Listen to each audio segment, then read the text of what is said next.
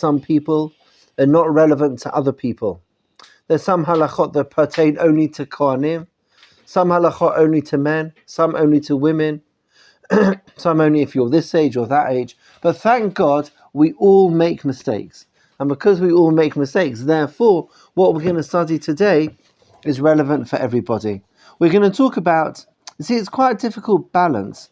On the one hand, when somebody makes a mistake, you have to respond to the mistake. But on the other hand, if the response is too harsh, then this guy's never going to want to try again. So finding the balance in halakha of how to deal with somebody who does a mistake is quite an important issue. What we're going to do is we're going to look at an example. We're going to start with an example of a mistake, just to hear your ideas about how to deal with a particular mistake. This happened a couple of years ago. It's a true story. Then after that, we're going to look into the Torah, how the Torah, and then the Midrash as well afterwards deals with mistakes. And then after that, go much more practical, halakha l'maaseh, on how to deal with someone who makes a mistake. So 3 sections: a story, Torah and Midrash, and then practical halakha at the end. Those are the 3 things that we're going to do. We actually have a sheet, so I'm going to pass around the sheet. And we're going to start with a story. It's a true story, and it's a terrible story. And I would love to hear what you think should be done in this situation. Does anyone want to read the story? Do you see it's at the top of the page in English? Moishala, you should be blessed 1,000 times. She'll be blessed. We'll be blessed 1,000 times. But Moishala, you read. The yes. one from CBS? Yep. It was a nagging cough that first sent Chuck Pandrea's wife, Janet, to her family doctor in Florida. She was then referred to a specialist. It will be 4 years Sunday that she died. Chuck Pandera says of his wife, April 2nd. And to this day I keep waiting for her to walk in the door, he says, wiping back tears. He confirmed that she had non-Hodgkin's lymphoma in the very early stages, and the sooner we could start treatment, the better it would be, he said of the doctor. Janet was told she needed chemotherapy. I went with her every time to the treatments, and she'd be sitting in that chair just religiously thinking it's going to make her feel better, make her better, and it didn't happen again. Pandrea says. Less than 3 months later, Janet Pandrea was dead. Devastated, Chuck requested an autopsy. The early show's Dr. Emily Sene reports. He told me that she didn't have cancer and never did, Pandrea says. She had a benign tumor on the thymus gland, so she got treatments that she didn't need that killed her. Oi vavoy. Okay, there are 3 points to ponder. Will you read the 3 points to ponder? And then we'll spend a minute pondering. Oh, shalom aleichem, how are you doing? Ma shalomcha, David. It's working? 50 seconds. Pay you later. Unbelievable, Yishar Koach, how are you doing? You well? I'm good. Did you notice? Yeah. Unbelievable. Turn off this electricity, won't need it anymore. We're pondering a question, and we're just going to, do you have a sheet, David? Is there one there? Here. Oh, sorry. Here. No, we've got. We have Shefa. Okay, 3 points to consider. Do you want to read the 3 points, How would Moshe? you deal with the doctor who treated Janet Pandrea? Imagine your investment banker made a mistake, and as a result of his mistake, you lose $1 million. How would you deal with his mistake? Which mistake is worse, the mistake of a doctor or the mistake of an investment banker, and why? Okay, excellent. Those are 3 questions for you to ponder. Can I ask you a favor? Turn to the person next to you, or the person nearest to you, and just spend a minute together thinking about these 3 questions, and then after that we'll reconvene to think about this. I'm still writing down the title, man. One sec. So it's the point to ponder. What does it matter? We don't have enough information to make a decision. Yeah, but I mean, Let's say he's been working on 40 years. This is like basically my mom's died here, because of the surgery. And the doctor ran out of If he's had history. and never said anything, never As far as the apologized, never anything. He just ran. Honestly, it depends on So the nature. there's an emotional point. Okay, we just the difference okay, between that I would versus go to coming to Dr. somebody and I would probably say find her and put her I in mean, jail. was it really her? her His Oh, fault? or him, then the doctor. The I doctor. would probably find. Well, That's what it's very difficult for me to Oh, really. doctor must have known this. Really Doctor decide goes upon to how he to goes ask to you training, goes to He was medical probably school. doing this just to get money. No, but Right, you right. look So. documentation. So it's his responsibility. Mhm. Well, He prescribes medicine. That to be honest, He's like the right as a focus on human, Right.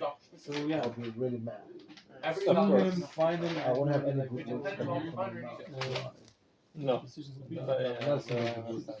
But And what never you To mind. sue him would be the right decision. Not tough, Right, not tough. okay. Obviously not scuffing, but like, It's, he becomes reverend. uh, You're allowed to continue practicing. The right Imagine side. investment like a medical mistake as a result of his mistake. You lose $1 million. How would you deal with this? I would keep it that way. So You should I have to don't go think through so. a board. Should learn This is the board with from that. his mistakes. From the mistake I mean, in or the end, I it's think you should sue. if you trust him with Should your money, we- he makes a Let's say he mistake. was- But the Hard on you. It's So, yeah. I would You should say be Possibly maybe not the trust him last ever one. again. the oncology Learn You it. should let him mistake. Never But, make I such mean, it's mistakes ever. what can you do? Right. You could, Yes. you could try to getting back. get it back somehow. Yeah. But, it's probably gonna be a waste of time. Okay, let's go Right. to which is Depends how the contract is So you written. see, and deny maybe the don't right have any Yeah, legal I mean, means against yeah, it to be positive. get the But money honestly, back anyway. as a human, at the If you have first no reaction would be, 750,000. Number 3, which Well, mistake the- was the mistake of and doctor, about mistake of the investigation? investment, Number 1, because he loses Because he loses a life and he I know. can't do anything about it to Right, like you can't make do it it. better. Right. And the second one, he can just get that money back somehow. Still an because opportunity. my focus is only on the Money is At least People, he has something Co- that's tangible. 30 seconds. Is that okay? Possible.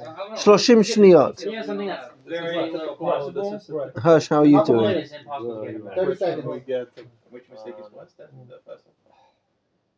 Cares Yeah. about money Yeah. versus Uh, a lot. I mean, you can't bring back a life. To be honest, So how much do you value? Or like how? at this stage, my mind would be always only into the. Okay, can we, the, sweet holy people, we're going to reconvene. Thank you very much. It's such a nice sound to hear your minds thinking. It's such an exciting experience. There is no answer, obviously, to these questions, but let's go through to hear what different people had to say. The first question was, how would you deal with a doctor who treated this particular patient? And really, as a result of the treatment that this doctor gave to this patient, the result is that she didn't make it. Moshe Rabbeinu. I personally feel like there's, to answer the question, there's a lot of missing context. I think it really depends on the history of the doctor. Let's say this guy is a board-certified oncologist who's been working for 40 years and has awards and has been noted in medical magazines for years, and this is, his first mistake of this severity. That's very different than if this guy's maybe been practicing oncology for 5 years, has had similar mistakes in his history. There's a lot of Excellent, missing context. excellent point.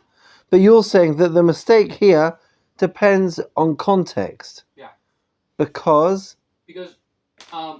just the way statistics work, assuming that let's say an oncologist is a doctor of cancer. yeah, Yes. Assuming an oncologist has a career of, let's say, 50 years. What are the chances that he's going to have one patient in that 50 years that, with a diagnosis, he completely messes up? Just one patient. What are the chances? I think So it's yours, it's like one patient. if I've been doing it for 2 years, or if I've been doing it for 50 years, the mistake that I make is a different type of mistake. It's a different type of mistake. You said the 2 years, it could be a mistake of inexperience. If you've been working for 40 years, 50 years, it's just a matter of statistics that eventually you will make a mistake. Interesting, very clever. Thank you, Moshela. That's a very clever perspective. The mistake could be the same mistake, but the context of the mistake is really an important factor in determining the gravity of what went wrong. Thank you. Any other comments? Yes, David. There are two Davids sitting next to each other, is that right? No. Oh, good, just checking. Excellent. So I think to extend actually on that point, because the question is asking how you would deal with the doctor. I think it depends on how the doctor responded and whether he or she took responsibility for the mistake. So I raised this point because my mom's mom, my grandmother, she died unexpectedly in a surgical mistake that really didn't have to happen. It was a trivial thing. But the doctor ran out of the operation room, ran away, disappeared, completely off the charts. He ran away. And oh my gosh. Right. And I think that's why it raised this point in me. I think it depends very much on whether the doctor, even this initial response, what they do, if they run away or if they come to you and explain what they did. But after that as well, because it's the same thing with hit and run accidents, that very often people might drive away, but they feel enormous guilt. And eventually, after a day or two, they will hand themselves in or submit themselves to the police. Sure. So that's the main point I'm touching here. How did the doctor react? My gosh, that is excellent. It's not so much about the mistake itself. What do I do immediately after I make a mistake? Yeah. That is excellent. That's a very, very good point. Often when we talk about the difference between a person I would like to emulate and someone I don't want to emulate, it's not that somebody I emulate is somebody who never makes mistakes. As often is exactly after I made a mistake. Like, what do I take ownership of that mistake and do I try and fix it? That is, or do I say it didn't happen or I run away? Like, taking responsibility is a key aspect of defining, sort of differentiating between somebody a refined good person and somebody less so. Excellent point. Thank you. Anyone else have anything to add on that first point about how to treat him? Asher? Mine was more into the emotions of the husband. Because when they say how to deal with the doctor who treated his wife, and I was like, well, to be honest, as a human, very mad. There won't be any good words coming out from the mind or from the mouth. So that is the honesty. But well, it would be very hard to deal with it at the point of time because I've experienced that with my own, not in the doctor's way, but when somebody passes away in front of you, the difficulty of dealing with things around is very hard. I mean, like, forget about the investment, forget about how to talk. You don't even feel like talking to yourself. Sure. You feel so like, what's happening? Like for someone who is standing opposite to me, it might be like, oh, it's okay, it happens. But for someone who is really experiencing, there's no words. Even if I say it's that fault, it's the doctor's fault, I would like. There'll be too many questions in my mind, and then I'll be so emotional. So I wouldn't know how to deal with it. That's what's so hard, because like, it's an important thing that I need to respond to. Yeah. But sometimes the emotional gut initial reaction isn't always. Yeah, the word doesn't. Yeah, it's not always the best. Oh, it's so complicated. We have a certain luxury, and that is that we're talking, thank God, in theory, discussing the concept of a mistake. But your point of bringing emotion that can really make this decision a much more powerful, passionate, spontaneous, and sometimes regretful decision is a very, very important factor in considering how you respond to somebody who made a mistake. Thank you very much. Any other comments to make? Okay. The second question, I'm not going to go through the second question. Obviously, somebody who loses money is a mistake. For some reason, in our human, I can understand it. If I cause a mistake, and as a result of my mistake, somebody, chas v'sholom, loses a life, that's really, there aren't words. But if as a result of my mistake somebody lost money, that's a different degree of mistake. And I think that it will be easier to fix. Just because money is, get it back. Yeah, I don't know, you may get it back, you may not get it back. the guy you may well not live as comfortable a life afterwards if you don't. Right. But you haven't taken away something as precious as a life. The trouble is, and this is really what I wanted to lead to by comparing those two. I'll just finish this one point. Regarding to what you're talking Oh, about. okay. So the comparison between the first and second points that we're pondering is: are we using the ontology or consequentialism to evaluate which one's worse? What do you mean? A means versus ends. That's kind of how I explain it simply. The ontology is the ends don't justify the means, whereas consequentialism says the ends do justify the means.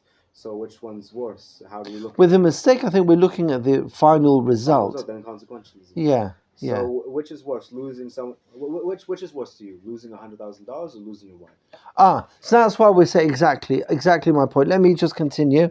So I wanted to say that if I would say that losing a life is a much more severe mistake than losing money, and if I'm going to treat that much more strictly because it's much more serious, the result is that people we all make mistakes. Tachlis, that's how we're not perfect. We all make mistakes.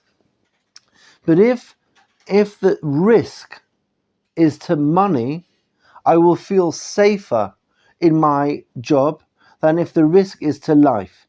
And if we're too harsh in the way that we treat somebody who is in the medical profession, everyone's going to want to become an investment banker and no one's going to want to be a doctor. Because an investment banker who makes a mistake, the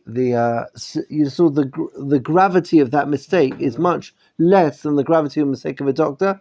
So if we're going to say, you have somebody who finishes high school contemplating a career path, so I know that I'm going to make mistakes in my career. I mean, we're all going to make mistakes. Unfortunately, that's the way things are. So if I know that I'm going to make a mistake in my career, so I'm going to choose a career where the consequences of that mistake are not as severe than a career in which they are more severe. So you have to be quite careful in the way that we respond to mistakes, because you may push people into particular directions. Oh, Yossi, how are you doing? Good. I think I just disagree with you on one point between who has You're supposed to be a Brit. who has more to lose, I say, with the jobs. Say it's an innocent mistake that we're talking about, like this guy who misdiagnosed someone. Sure. Compared to someone who lost a client $1 million, right? Now, for the first mistake of losing a life, that's going to be investigated, and they're going to ask, why did you make this mistake?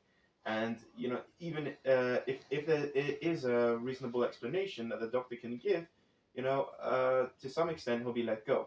However, someone who lost $1 million, even though money cannot be compared to life, and even if the company is interested in investigating why that mistake was made, that person will probably still lose their job, which is given a much stricter punishment, you could say.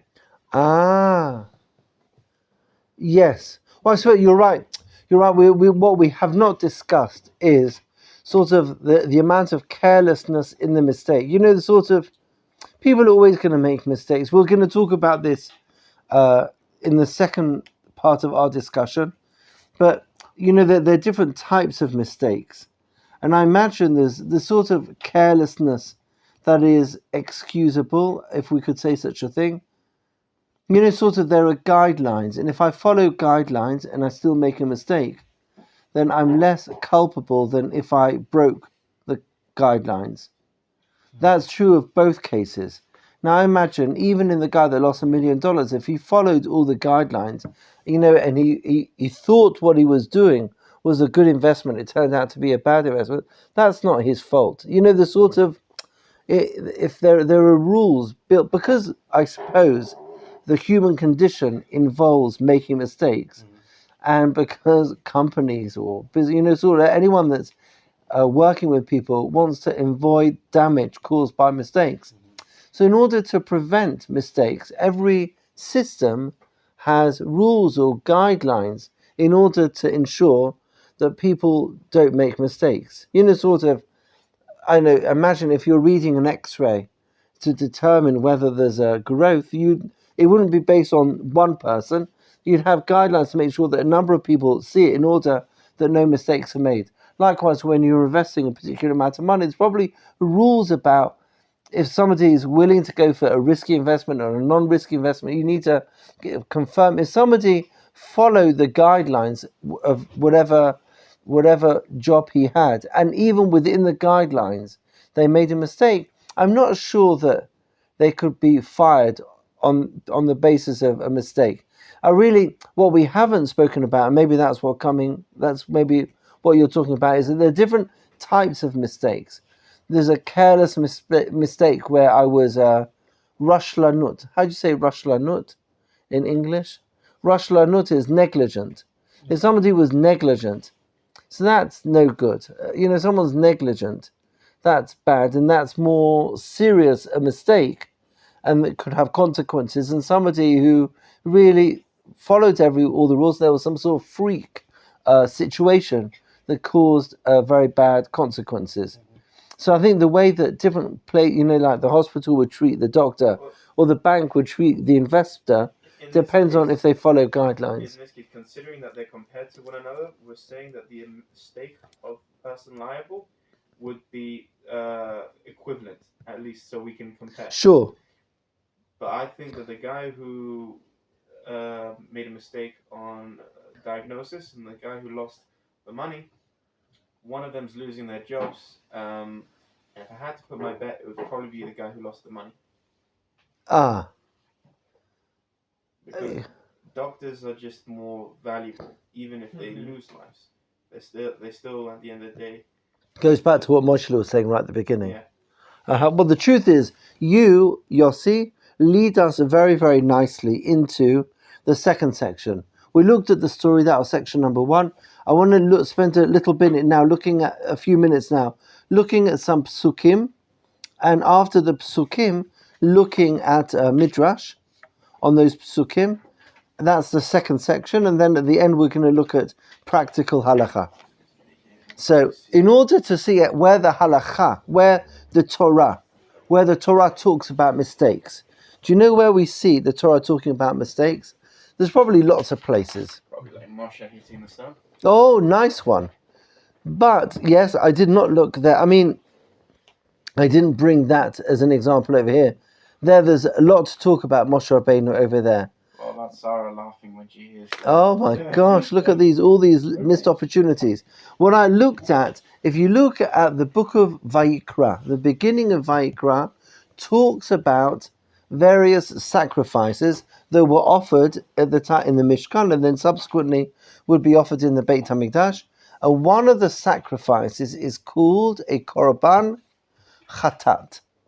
Korban Chatat is a sin offering. And the Torah at the beginning of Parashat Vayikra talks about different people who bring the sin offering. And I have to say, the learning these psukim, I learned Rashi on these psukim, and then I learned the Netziv, Rav Naftali Tzvi Yehuda Berlin, that we will see in a few minutes.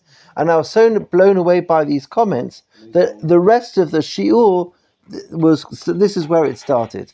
So I want to read these verses with you, learn Rashi and learn the Netziv. So the Torah over here, if you have a look, there are 3 psukim here, but they're not 3 consecutive verses. You see? Verse 3, verse 13, verse 22. All on Perek Daled, correct. Perek Daled in Sefer Vayikra is the Perek that's talking about the Korban Chatat, and the Torah talks about different types of people having to bring a Korban Chatat. The first one, on verse number 3, says, Im HaKohen HaMashiach Yecheta, which means, if the anointed priest shall, excellent. And then we're told which korban he has to bring. That's category number 1, verse 3, and then it describes the korban he brings. The second one is, Im kol ha'adat Yisrael yishku. Second type of korban is, if the entire congregation of Israel shall sin. That's the second one. And the third one is not the Kohen, not the congregation, but the Nasi.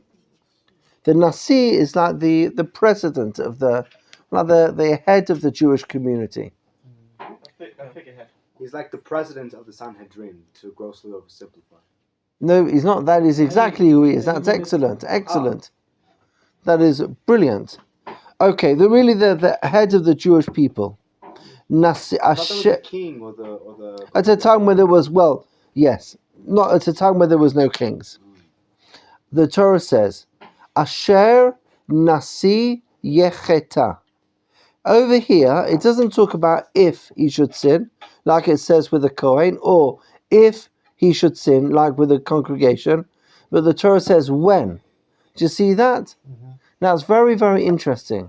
Very interesting change. On that change from if to when, which sounds a little bit harsh on this poor guy. I mean, we're not, It's a commentary on the difference in the character of the Kohen Gadol versus the Nasi. The Nasi is more fallible than the Kohen Gadol, even though they're both human. Yeah, it's interesting. You're quite right, because the Kohen is an if, the Nasi, the head of the community. The head of the community, Rabbi Yehuda Nasi, as you know, compiled the Mishnah. This was much later. He was after the second Beit HaMikdash. When the Nasi, Asher Nasi, a bit harsh, no? Mm-hmm. So on that, as if that was not difficult enough really to comprehend this change, I just want to tell you in brackets how exciting it is. Sometimes you have to read like a parasha in order to, if I read that verse in isolation, I would not have noticed it's really by reading that verse in context that all the other examples of people who bring a sin offering is if this one brings a sin, if that one brings it. Over here it's when, Asher. So on that, Rashi has a very, very interesting comment, but I have to say Rashi's comment doesn't necessarily make things clearer. Do you see this? It's the top of the second page. Do we also get other commentators' Perush as well? Yeah, I'm going to share with you the Netziv on Rashi. Rashi says like this: Asher Nasi Yecheta. When the Nasi sins, and on the words when the Nasi, when the head of the people sins, on that Rashi says, Lashon Ashrei, meaning, praise be the generation whose Nasi concerns himself, the Nasi concerns himself with atonement for his sins, certainly when he regrets his sins. Ashrei, meaning the word, it's a play on words. The word Asher means when, but if you stick a yud at the end of the word Asher, you get the word Ashrei. Ashrei means praise be. Now this is very unusual. What's most unusual is this poor guy, the president, the head of the Jewish people, makes a mistake, and Rashi is saying, praise be the generation in which the Nasi admits his mistake. Now, I would say, praise be the leader who admits his mistake. Why praise be the generation in which the Nasi admits his mistake? The greatness here is in the person, the leader, who's got the guts, who's got the dignity, similar to what exactly what David was saying earlier. Takes ownership of his mistake and says he's going to fix it. That is such greatness on the part of the leader, saying, I'm not perfect, but I'm going to learn from my mistake. He's going to stand up in front of the people and admit his mistake. Praise be the leader who's got the guts to say, I made a mistake. But Rashi doesn't say, Rashi doesn't say, praise be the leader. Rashi says, praise be the generation in which the leader stands up. So a question on Rashi is, why are we saying praise be the praise be generation? We should be saying praise be the leader who admits his mistake. I'm going to answer that in a minute from the Netziv. Before we do that, Hirsch's question. So the translation of Ashrei Yoshvei Veitecha is happy those who dwell in your house. Is it So it means, you either mean praise or happy? Well, the word from the word osher. Osher is to be content. Right. To be content. And ashrei is a certain level of happiness that is equivalent to praise? Correct. Exactly. So, Rashi, that's Rashi. Yes, Yossi. Well, if you were looking for answers, if not... Of course, Yossi's answer is the most precious thing in the world. If you had to say that the praising the generation, it's probably because that someone who is a figurehead of that generation is basically a symbol for not himself, but everyone in his community, everyone who's under him. So if a community is able to elect a leader, and their leader is clearly of good character, then that's also it's also an achievement of the community itself. But he's making a mistake. I mean, I see what you're saying. You're saying, obviously, he's of noble character because he's willing to admit a mistake. But how did he become the Nasi? He only became the Nasi because the generation chose him. So you're saying, praise be the generation that chose such a noble person who's willing to make a mistake. Who's not just willing, but also able to admit. It means that if they're choosing someone who's able to admit their mistakes, it means that they see in him what they see in themselves as well. That's Excellent. Very, very good. Very, very good. Thank you, Yossi. That was an excellent point. I'm going to add really a tiny bit to the end of what you said to get to the Netziv. The Netziv adds one little point, and he says like this: it's very, very difficult to admit that you were wrong. Anybody, for me, for you, anyone, it's very hard to say I was wrong. What makes it easier to say that I was wrong is to say it in a supportive environment. That if I can admit my mistake and know that you will accept my apology and help me fix my mistake, gives me the correct environment in which I can feel comfortable to say I made a mistake. Like today, I mean, it's almost, I mean, not wanting to draw too many parallels to the world in which we live today, but we live in quite an unforgiving society. And the fact that we live in such an unforgiving society, if anybody makes a mistake, they're going to cover it up. Because if they were to admit it in public, a politician or anyone were to admit that they made a mistake in public, I mean, the public would just knock him down. That'll be the end of his life, the end of his career, and therefore they hide it or they cover it up. But praise be a generation that understands that just like they are human, the leader is also human, and they have the tolerance and the acceptance to understand that this person made a mistake, and he's got the guts to admit that he made a mistake, and we're going to make sure that he fixes it. It's not accepting a mistake, it's rebuking for the mistake, but giving him the support that we're going to help you fix it, rather than we're going to destroy you. When I admit a mistake, I'm not showing weakness, I'm showing strength, because I'm now going to find within myself the ability to fix that which I did. I want to give you a very, very trivial example, like a trivial example of what this means. Here's a parenting example. Now, if ever, let's say, a child does something wrong. Now, let's say I've got my phone here, and a child picks it up, drops it on the phone, and the screen smashes. And the parent comes running into the room, sees the phone on the floor, screen is smashed. And the parent comes in and says, "Did you drop that on the floor?" Now, my instinctive reaction is to defend myself. It wasn't me. I didn't do it. I'm immediately going to defend myself. You follow? So the parent is not allowing the child to admit their mistake. They're almost creating an environment, because it's such a hostile encounter, creating an environment in which the child will be encouraged to lie and say it wasn't them. However, there are other ways, and this is not the point of our discussion Now, other parenting tips that you allow the kid, if the kid broke the screen, you allow the kid to fix their mistake. You follow? Rather than attacking and then forcing them to deny that they made the mistake. So having the guts to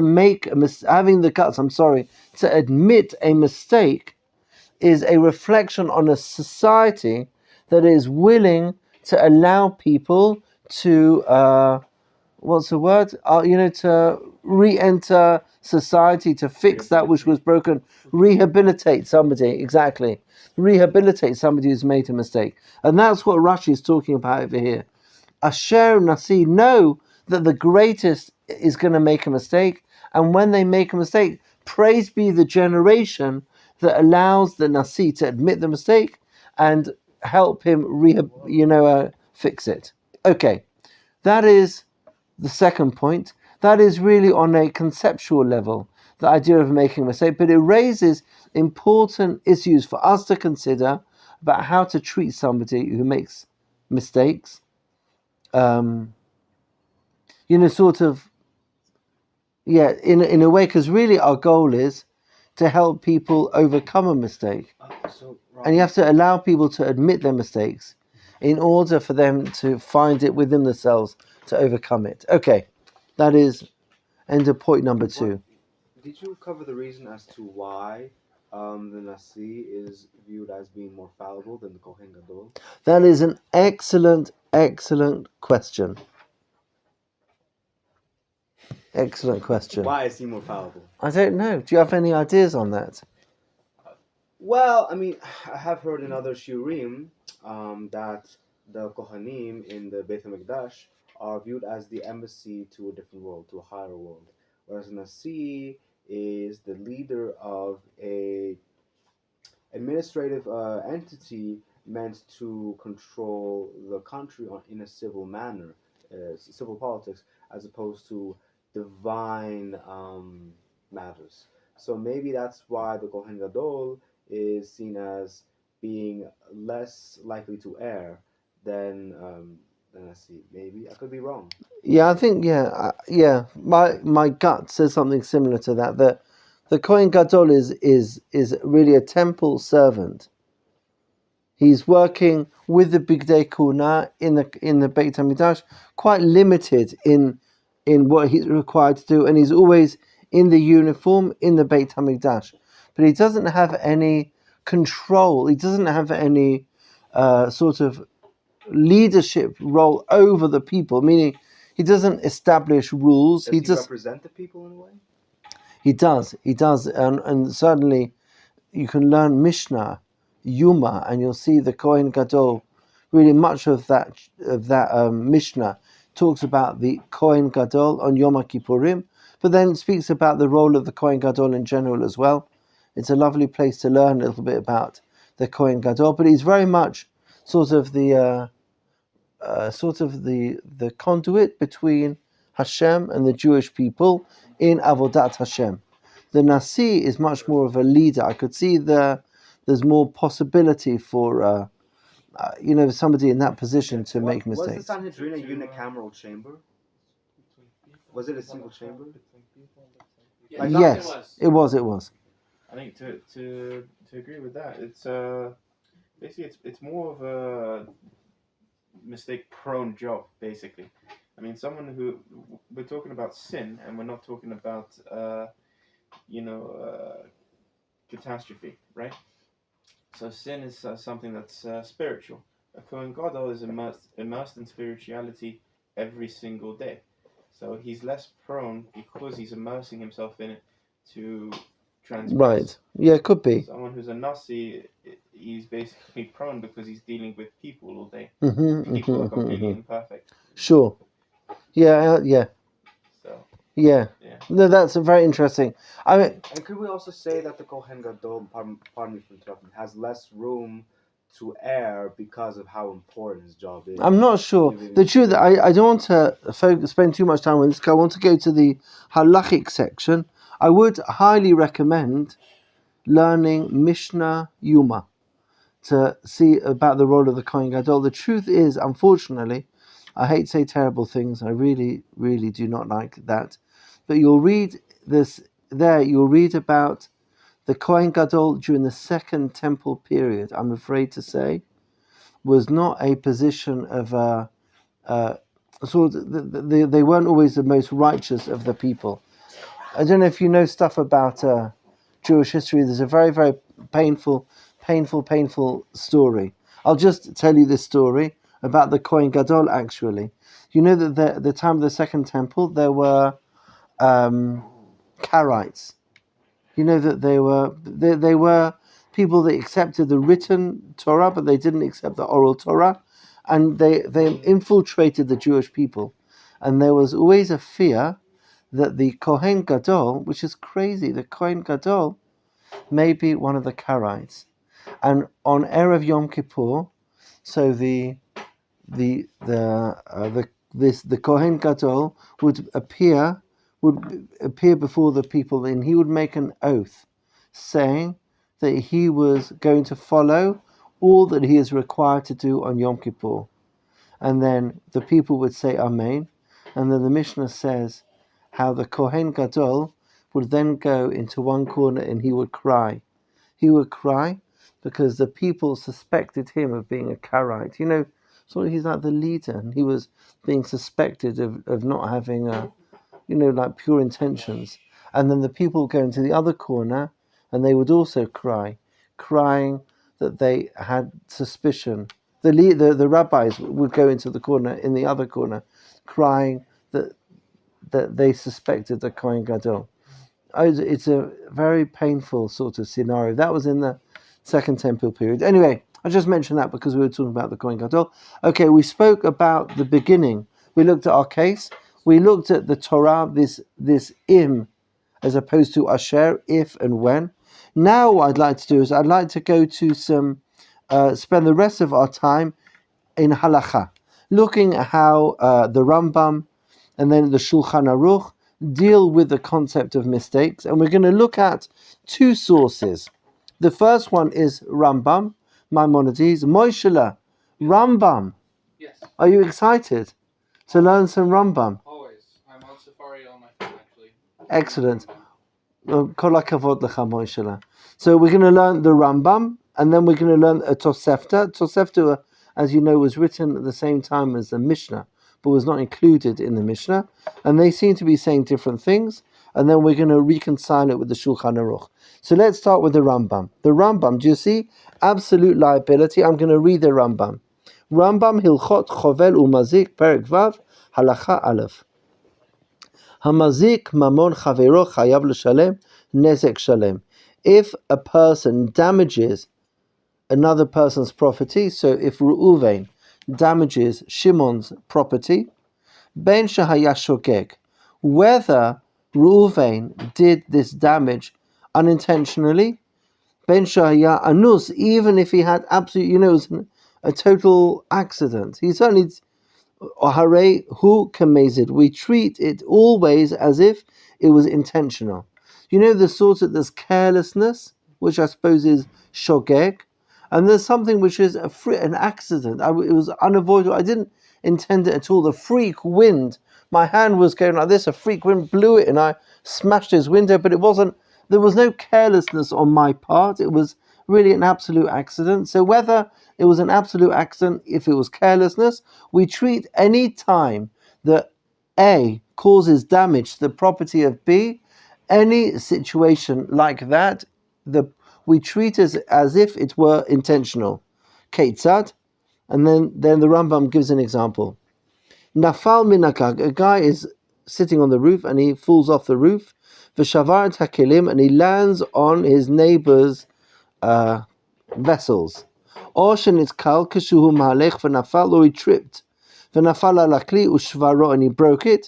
Chayav nezek shalem, you have to pay full compensation for that which you broke. Shneimar umaka behema yishal mena v'lo chalak hakatuv ben shogeg lemezid. The Torah makes no distinction. If I break something belonging to another person, makes no difference if I did it intentionally or unintentionally. Any time that I cause damage, I'm liable to pay. Now that's interesting. You hear that? Mm-hmm. It's based on a principle in the Gemara in Bava Kama. Adam mu'ad le'olam. A person is responsible for anything they do. So if I'm asleep and during my sleep I'm flipping my arms around, I don't. But let's say somebody does, then there's really no intention in that. But I break something belonging to another person. I mean, it was me. There was this hand, but with no intent whatsoever, you're liable. Any damage that you do, you're liable for it. So this is really quite a strict reading. Any mistake that you make, you're liable for the consequences of that mistake. You break it, you pay for it. You break it, you pay for it. Exactly.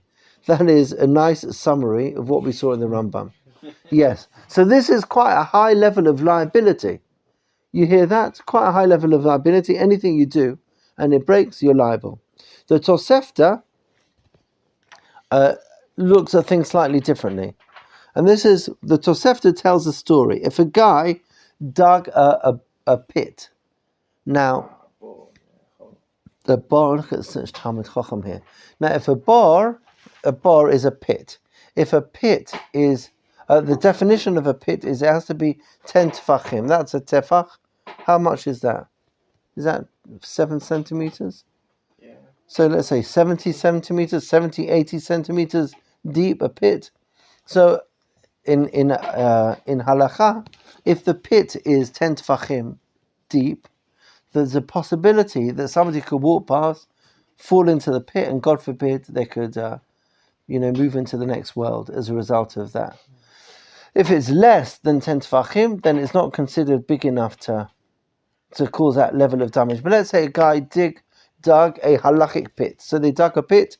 It is 80. It's a meter and a half deep. It's certainly a halachic pit. Mm-hmm. Now, if I dig a pit, because I need the earth, or I want to make a well, you are allowed to dig it.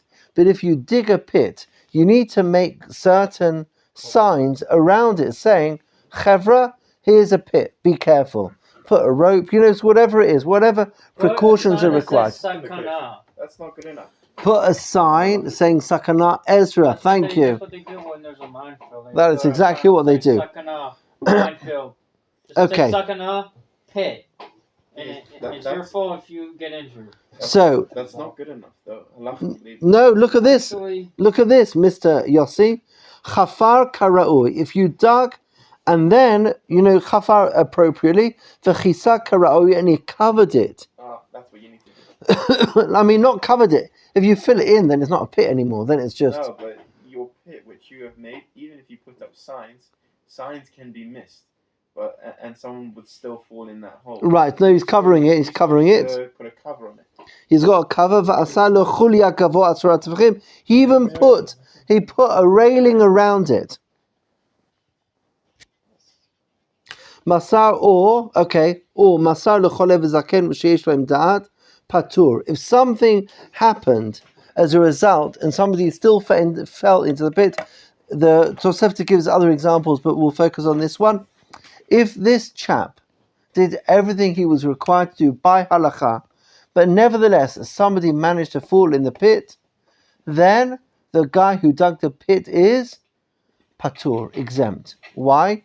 Because I'm only liable here. We're not talking about a guy's hand flipping up in the, it's not talking about me damaging, but I'm required. You do it on purpose, basically. No, it's more that he did all the precautions he was required to do.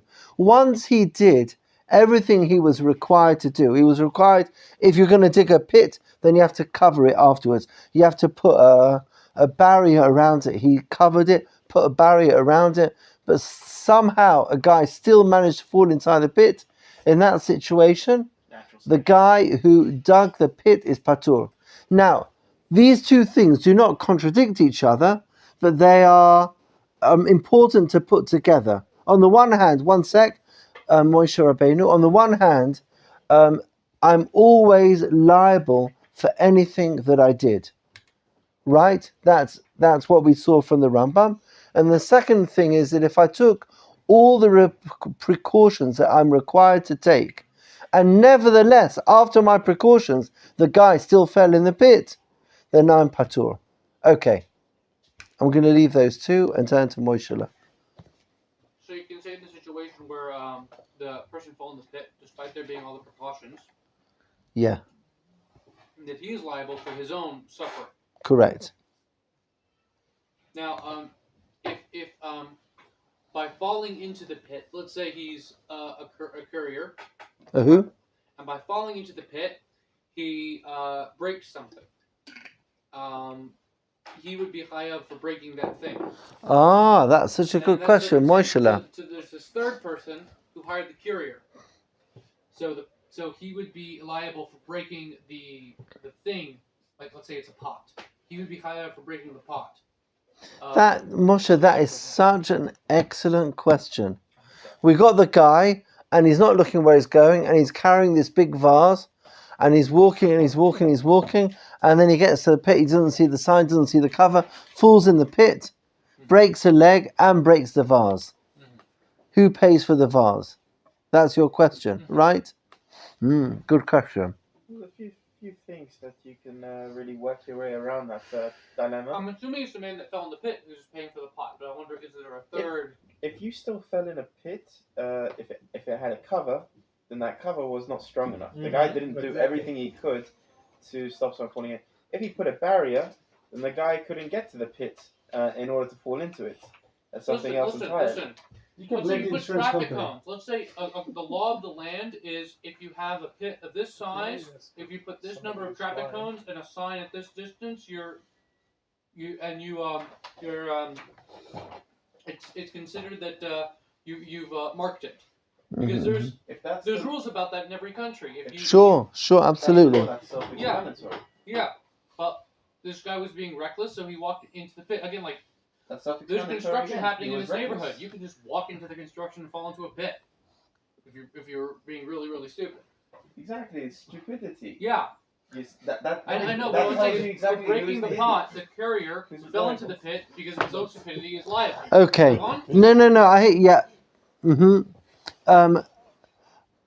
Yes, he is liable. The guy who fell in.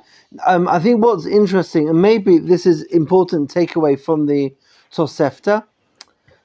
I think the Tosefta wants to teach us that I'm only required to follow guidelines. You follow?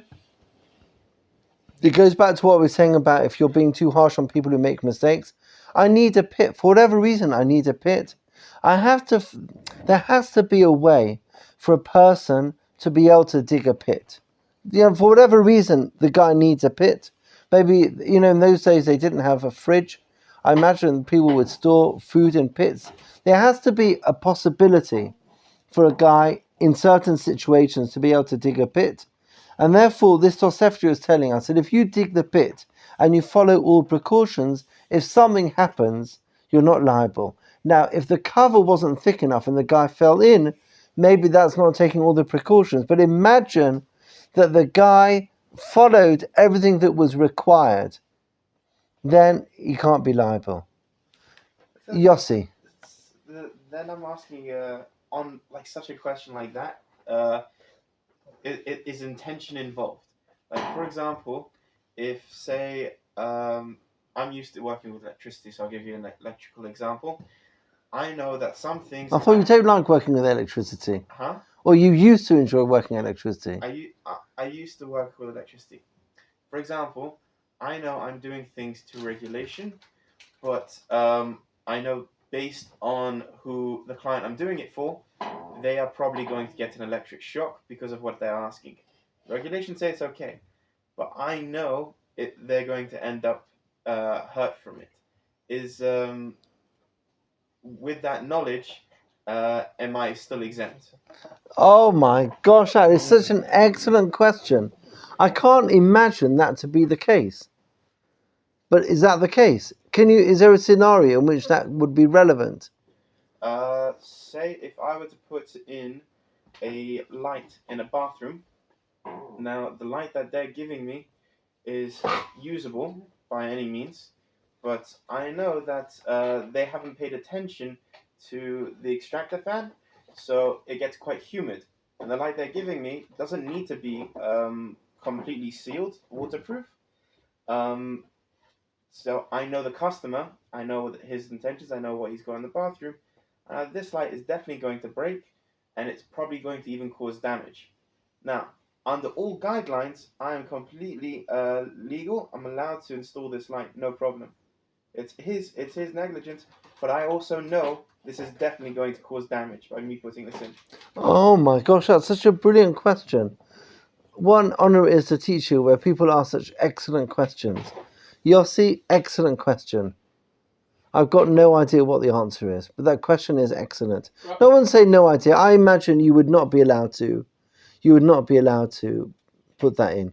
If you know that it can cause damage, then you wouldn't be allowed to do it. What is with it's not about guidelines. If the person insists that he installs it anyway, because like he doesn't care. Then it's his decision.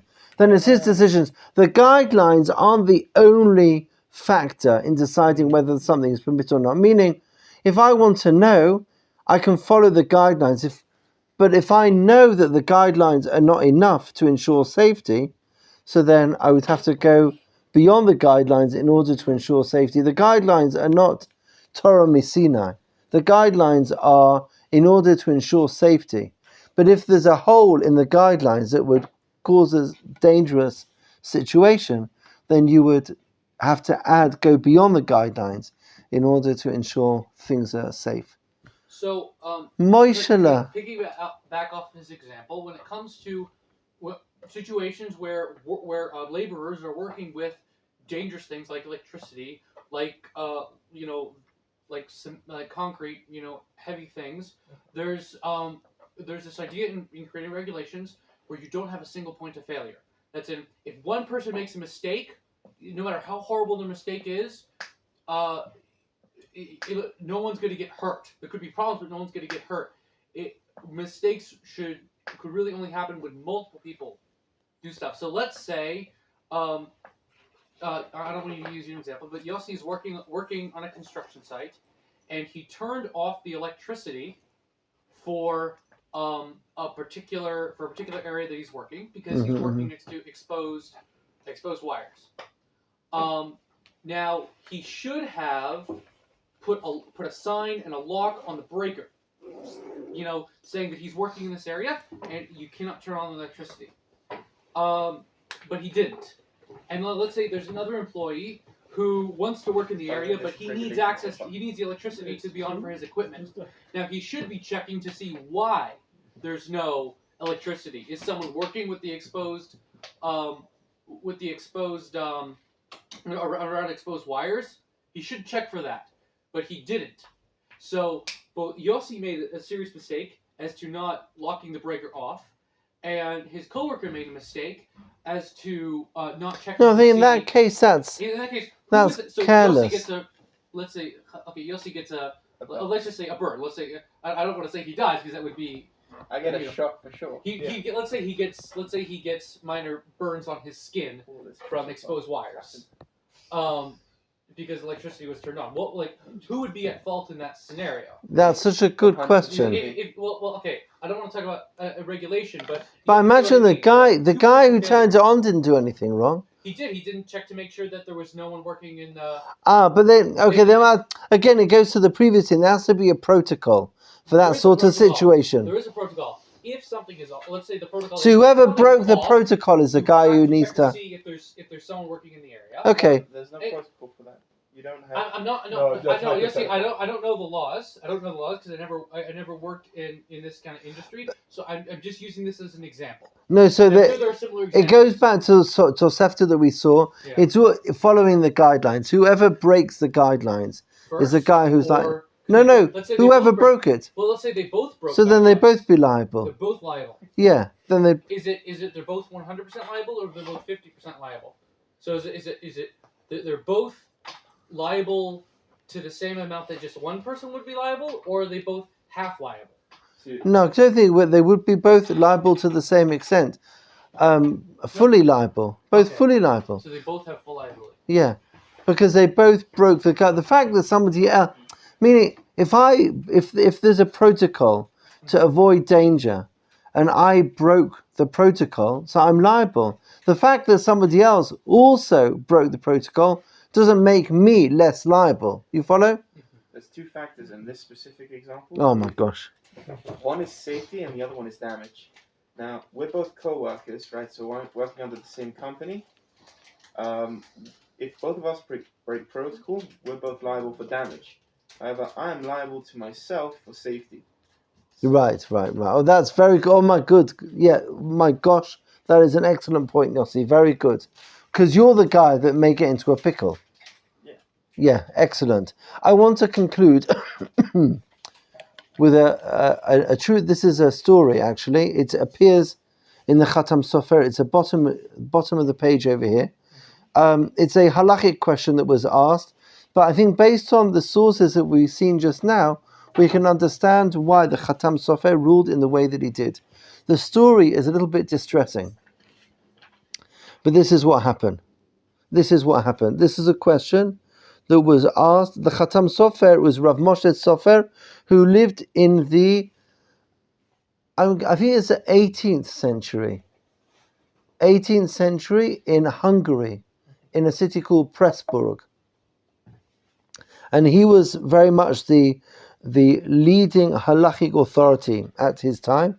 And as you see, he received this question from a rabbinic colleague who wasn't sure how to deal with the situation. The rabbinic colleague's name is Yosef Moshe. And this is the question. Higi'ani she'elat chacham. This wise rabbi asked me the following question. Al dat na'ara. Concerning a woman, Misharetet, asher bli ya'al, hiv'it ota umipachat pitom nit alfa v'na'asa kamet domem. So what happened was, there was a woman working in a Jewish home, and this woman, a maid working in a Jewish home, suddenly fainted. She was in the middle of working and she fainted. The wife, the woman of the house, this Jewish woman, saw the maid lying on the floor, fainting, and she panicked. And what did she do? Nivhala ma'od. She was very, very much distressed. The woman who lived in the house was distressed to see this maid who had just suddenly fainted. V'shalcha yada. She rushed in order to find some, like a smelling salts or some wine, like brandy. Lishpoch letoch pia, in order to pour into this woman's mouth. Le'orer, in order to help it, chamim, in order to warm her up. Ulahakima. However, by mistake, this woman, instead of picking up a bottle of spirits in order to help this woman come back, she picked up a bottle of neft. Neft is petrol, like a gas. I often store my gas next to where I store my liquor. Okay, and she poured this liquid into this maid's mouth. Oh God! And as a result, she killed the maid. Was this a true story? Yes. So the question is, this was quite a serious mistake, right? Done by this woman. And the question is this woman liable? Did she commit murder? Well, there's three different types of murder. There's one for intentional, one for that you knew that there was a way of how you could have committed the murder, but you. I think you said there's intentional, unintentional, and reckless. Correct? Yeah. Yeah. I know in different countries there's different laws about this, but in America in the 1980s, unfortunately, this was a very, very, very the context in which this law was passed was very, very upsetting. But height of the AIDS epidemic, people were scared, that if they touched the blood of a stranger, if that stranger had AIDS, they would contract AIDS. Now if someone had AIDS and you touch their blood, there is concern. However, what are the chances that any random individual would have AIDS? That's not the point. The point is there was a court. I think it was a court case or a law. I can't remember which said that if you, as a motorist, came across someone on the side of the road, bleeding to death because they crashed their motorcycle, you are not chayav to do anything. You can drive on past. You're not chayav to call. Interesting. But there's another law, related law, that says that if you are just some guy, you have no medical certifications at all, and you pull up on the side of the road and you call 911 and you do what or for you 999, for here it's I don't know what it is here. 101. 101. It's bad that I don't know what it is. And you dial the emergency hotline, and they tell you, okay, you need to start chest compressions or whatever. And they have internal bleeding, and by doing chest compressions, they get a heart attack and die. Yeah. You, at least in America, I know, you are not, if you can prove that your intentions were perfectly good, you're not liable for anything. Excellent. So let me read now, because with this we'll conclude. The Khatam Sofer says very, very similar to what you wrote, Moshe. He says, Hine gufa inyanuhu ritzicha gemura. At the end of the day, this woman killed the maid. Tekivan shendalfa haita kekufa v'hi keilu hivia esh finicha aleha v'tisrof.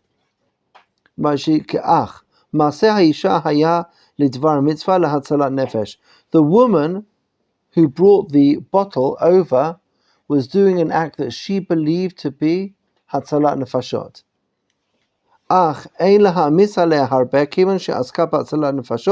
This woman was involved in Hatzalat Nefashot. She was trying to save her life. It's true that tragically a mistake occurred and she didn't save this woman's life.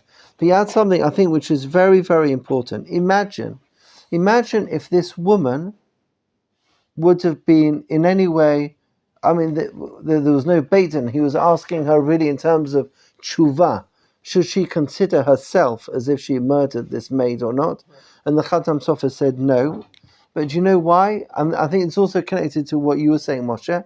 If we would have treated the actions of the woman as murder, the next time anybody would faint, we'd all run out of the room. Nobody would care. So because she was acting in Hatzalat Nefashot, her intentions were purely only to save a life. In fact, when she was pouring the liquid into the mouth of this woman, she was doing so in order to save her life. Tragically, it was a mistake. But if we were to treat that behavior strictly, the result would be that any religious person finding themselves in a situation where they're not sure what to do, they'd run out of the room. They wouldn't want to get involved. So the ruling of the Khatam Sofer ensured us subsequently to have the confidence to get involved, because in 99.999% of cases, our interference will save a life. And in order to make sure that we invest in those 99.99 cases where we'll save a life, and we find a way to understand in that 0. That sort of very small chance of a mistake, if I understand that is a very, very, very small percentage of when things go wrong, and the price of treating that too seriously would be to put the entire community in danger because people would run away. That's the ruling of the Khatam Sofer, which I think is a nice summary of what we saw. I want to spend a minute to remind you of what we did. We spoke about making mistakes. How does halakha treat mistakes? We read a beautiful piece about Asher Nasi Yecheta, about you have to have the context, you have to have the supportive environment that allow people who make mistakes to fix their mistakes. Now, I might add, we didn't mention this earlier, but I think it's important to add now, we all make mistakes.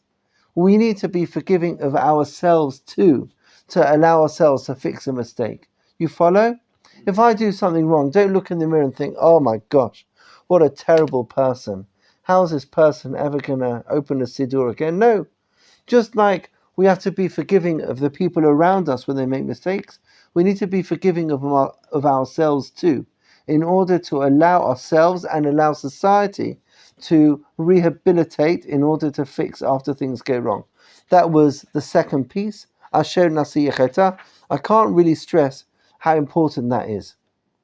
That's number 2. And then the third thing, this little halachic piece at the end, We spoke about I'm always liable, which is interesting, always liable for anything that my body does, my arm, in my control, out of my control, anything that I do, I'm liable for those damages. But then we saw when I take all the precautions that I'm required to do, or if I'm entirely engrossed in an act that I believe to be pikuach nefesh, saving a life, then in those situations I took all the precautions, or I am involved in what I perceive to be pikuach nefesh. In those situations, I'm not liable if, God forbid, there were negative consequences from what I did.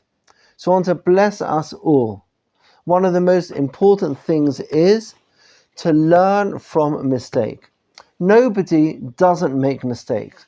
What distinguishes great people from the rest of us is great people take those mistakes, they grow from them, they become stronger through them, they become more upright, they fix it, they rehabilitate, they get back on their feet, and they continue. We should be blessed to utilize mistakes, both our own and also the mistakes that we see around us, use them as opportunities be'ezrat Hashem for growth ad biat goel tzedek.